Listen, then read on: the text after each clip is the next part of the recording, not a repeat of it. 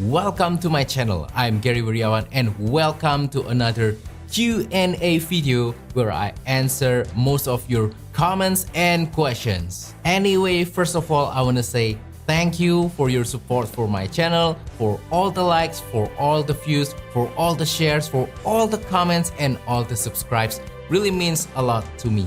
So in this video, I will try to answer some of your comments, especially the ones that are related to photography. So if you have any questions related to those kind of things, cameras, lenses, photography techniques, camera format, especially micro four thirds, but any camera format will do, you can comment on any of my video.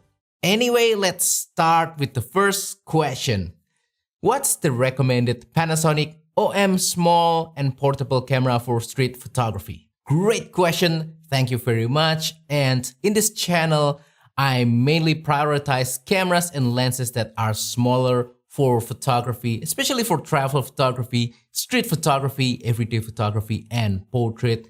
And my recommendation is this guy right here. This is the Panasonic Lumix GX85. So this is a camera released back then in 2016, so maybe you have to find this one used, but it has plenty of features. It has in-body stabilizer, it has kind of a articulating screen, which makes it really helpful for street photography, and it has great manual control, and it's just overall really nice. Image quality undoubtedly really good enough in my opinion. But there's also a newer version of the GX85, and that is the GX9. That's also getting very rare these days, so I think you have to go into the used camera route. But in terms of OM or Olympus, there are also some other options. You can try to find the EPL series, EPL9, EPL10, or the older EPL7, EPL8. Those are all great cameras. I think OM has the newer EP7. I haven't got an experience with that particular camera, but I think in terms of specification, that's also a good street photography camera. If you want the smallest of the smallest, then I would recommend this guy right here. This is the Panasonic Lumix GX850. It's even smaller compared to the GX85, and for travel photography, this would be my choice. You will lose the in-body stabilizer, and manual control is not as great as on the GX85, but again, it's really portable and you practically get the same image quality. Anyway, next comment. Today's camera gear exceeds the requirements of enthusiasts. You have to pixel peep to tell the difference between formats, and only you would ever care about the difference.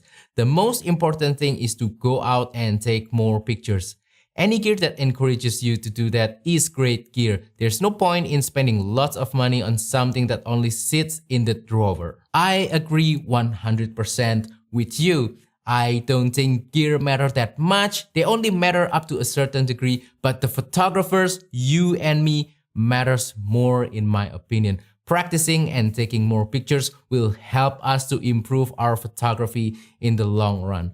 I've been guilty of not taking that much pictures this day. I'm really busy with my full-time job, but anyway, in the past I've documented my behind-the-scenes process of how I come up with some photographs. I recorded them in vlog formats. You can check it out up here, my photography vlogs. Anyway, next comment.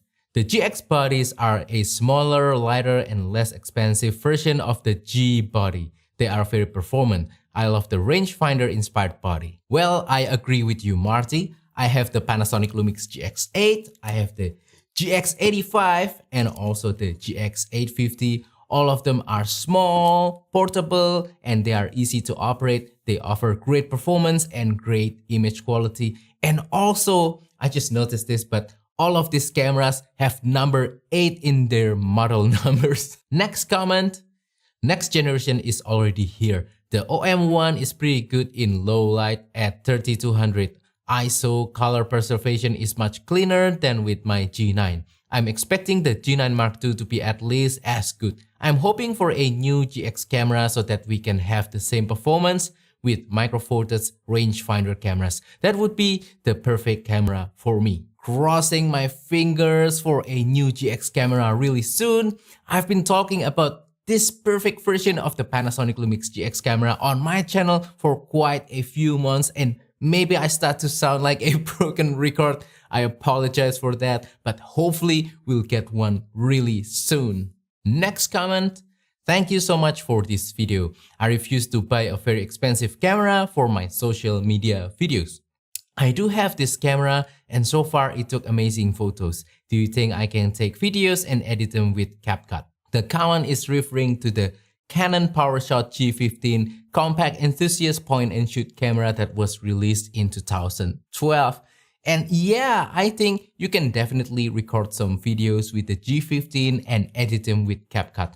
I personally don't really use CapCut. I use some other video editing software, but I don't see why you cannot edit the footages coming out from this guy on CapCut. Let me show you a really short movie made using the G15.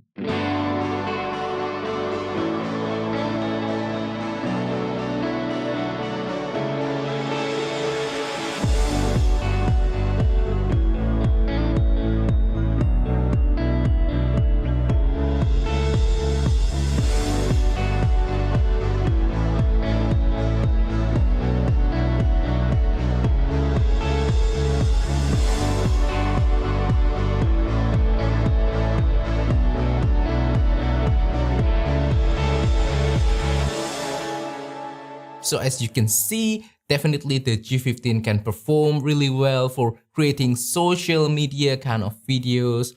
It's not gonna have the best dynamic range compared to modern cameras, but it's definitely really cool in terms of its looks. I think it has that own charm, you know, that kind of vintage, that kind of organic filmic quality.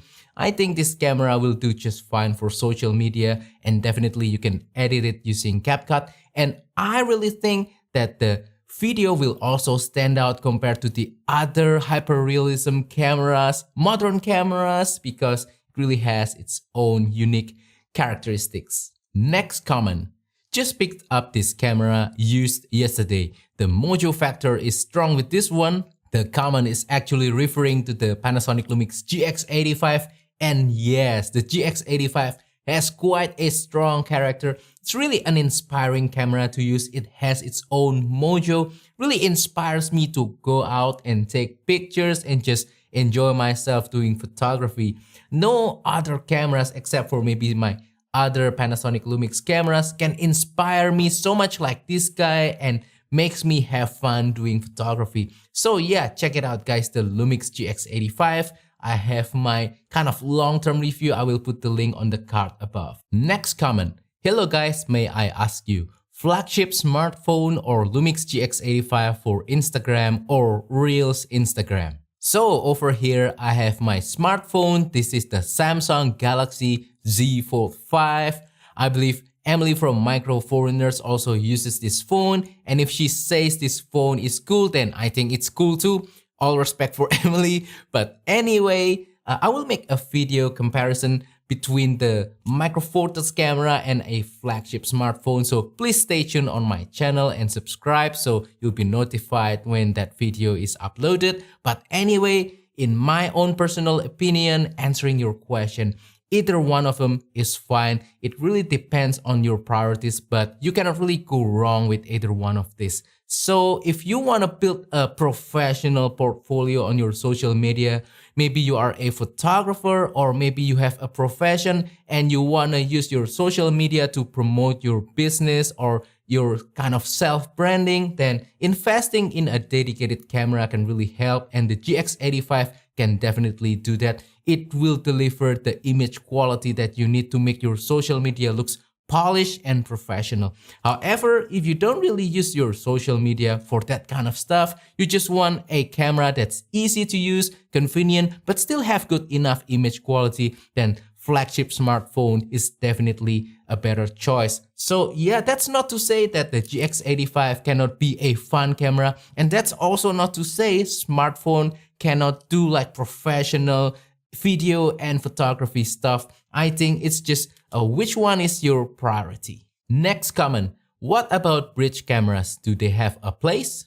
I personally think bridge camera is still useful even nowadays. They usually have great zoom range. So with just one camera, you'll be able to cover anything from wide angle all the way to ultra telephoto. So wide angle scenery, landscape kind of stuff, all the way to wildlife, safari, and also probably distant landscape photography with just one single camera. I think that's really nice, that's really versatile and flexible.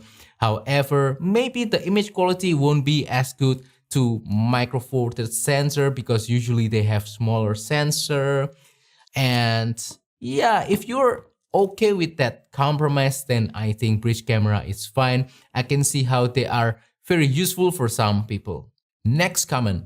Thanks for this video. I'm thinking of upgrading from a Lumix LX5 to a GX85 or GX9. The Panasonic Lumix GX85 or the GX9 will definitely be a nice upgrade from the LX5. You'll get that micro four thirds sensor, so you'll get ability to blur the background even more and also ability to shoot in lower light condition better than the LX5. Also, you get the ability to change lens as well, making your camera really versatile. However, I do recommend that you still keep your LX5 for casual photography. Over here, I have the Canon PowerShot G15. This camera is from the same era as the LX5. It's an old camera, but I still use it for casual photography, for fun camera. If I don't really want a serious camera, for when I'm just going around with my friends or family, it has its own charm and it's a relaxing camera. Maybe your LX5 will be able to do the same function as well. And that wraps up today's Q&A video. Once again, thank you for all of your comments. If you have any questions that you want me to answer, please comment on any of my video and maybe your comment will end up in one of these Q&A video. So also don't forget to support my channel by liking this video, sharing this video, subscribing to my channel down below, or if you want to support my channel even further, consider using the affiliate links on the description below or use the super thanks button to make a small donation to my channel. It will be greatly appreciated. Thank you and I'll see you on the next video. Goodbye.